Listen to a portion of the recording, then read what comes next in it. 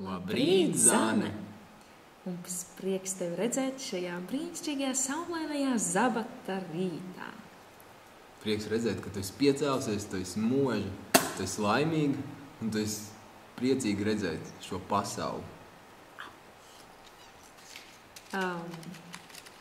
Mēs vēlam tev brīnišķīgu, neaizmirstam zabata dienu.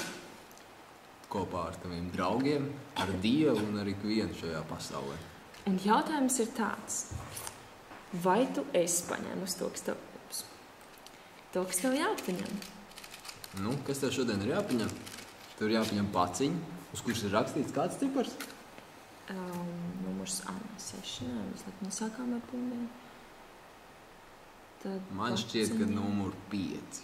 Tad būs numur 5. Tieši tā, paciņa ar 5. Nu, paņem paciņu numur 5.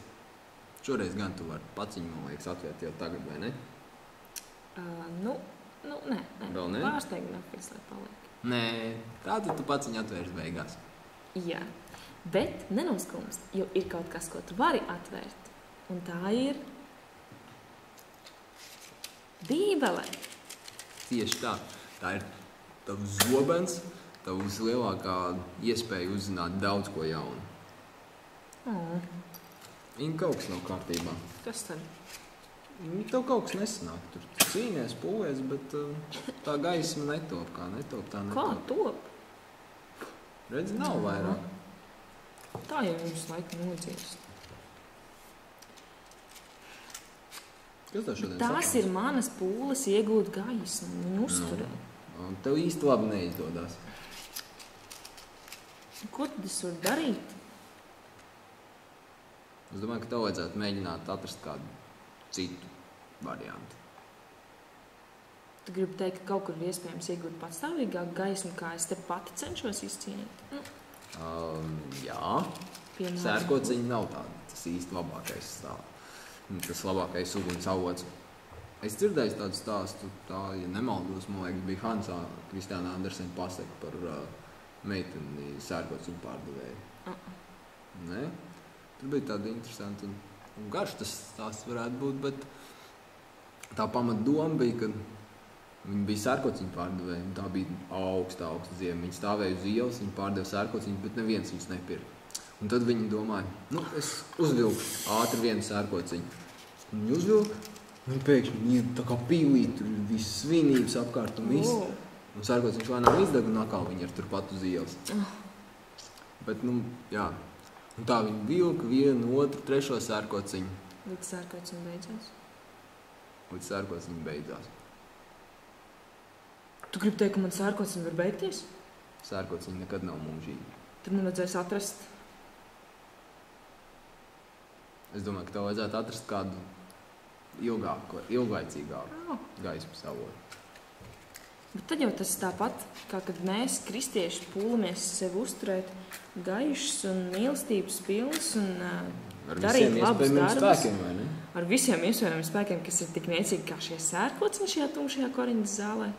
Tieši tā, tikpat niecīgi kā tā sērkociņa. Un tikpat niecīgi kā tā sērkociņa kastīte, ka tie ir jauki. Tad mums steidzami ir vajadzīga dievišķa gaisma, pastāvīga gaisma. Tā kā svece. Lūdzu. Yes. Wow. Svētā garlīsma ir pastāvīga, atšķirībā no maniem sērkociņiem. Jūs zini, un zini, kas vēl ir superīgāk? Šitādā gaismā var lasīt pat Bībeli. Wow. Vai tev ir kas īpašs šai dienai? Protams, 2. Pētera vēstule. 1. nodaļa. Pasaki Zanai arī. Zane, tu dzirdēji? Tā ir 2. Pētera vēstule. 1. nodaļa. 19. līdz 21. pants. Daudz, kas tur ir rakstīts. Tur ir rakstīts šādi.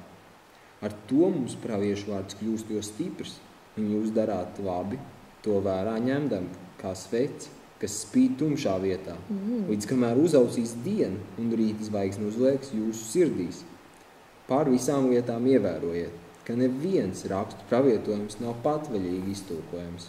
jo pravietošana nekad nav cēlusies no cilvēka gribas, bet Dieva cilvēki ir runājuši svētā gara spēkā. Interesanti. Diezgan. Tātad, ja līdz dienas uzaušanai, es domāju tādas, tu zini, par ko mēs runājam, jo, mēs zinām, ka tu jau īstenībā esi gaismā. Tas ir sestdienas rīta gaismā. Bet, ja līdz šai dienas uzdēšanai vēl ir jāgaida ilgi, tad ir vajadzīga kaut kāda gaisma šeit. Un mēs lasām, ka tas ir praviešu vārds, praviešu gars. Un tieši tāpēc tas jau paciņā atradīsim. Kādu liels palīgu līdzekļu ikdienā? Elēna G. Vaite. Vai arī Elēna G. Vaite. Ellen G. White. Ellen G. White. The book of Ellen G. White. Palīgs ikdienā. Your help in work days and other days and every day. Un te ir kaut kas rakstīts. Zini par ko? Par lūgšanu. Jo tikai lūgšana var uzturēt gaismu. Tā te ir rakstīts. Klausies. Tā.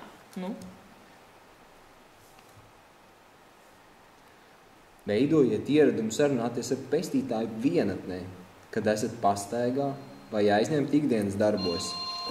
Ļaujiet sirdī pastāvīgi pacelties klusā lūgumā pēc palīdzības gaismas, spēka un zināšanām. Ļaujiet katram elpas vilcienam būt lūgšanai. Kā Dieva darbiniekiem mums ir jāizsniedz cilvēki, kurus ieskauj tumsa, netikuma un ļaunums, kamēr mūsu prāts kavēsies pie viņa, mūsu saules un vairoga, apkārt esošais ļaunums mūs neaptraipīs. Cik varants apsolījums, vai ne? Tie ir lieliski vārdi. Praviešu gars ir svarīgs, gluži kā Bībele. Protams, izlas arī lielo cīņu, bet palīgs ikdienā arī tev palīdzēs ikdienā. Un šodien ir pati gaišākā nedēļas diena. Sabats. Diena, ko tu pavadi kopā ar Dievu. Tāpēc mūsu novēlējums tev ir, lai tev jauks sabats!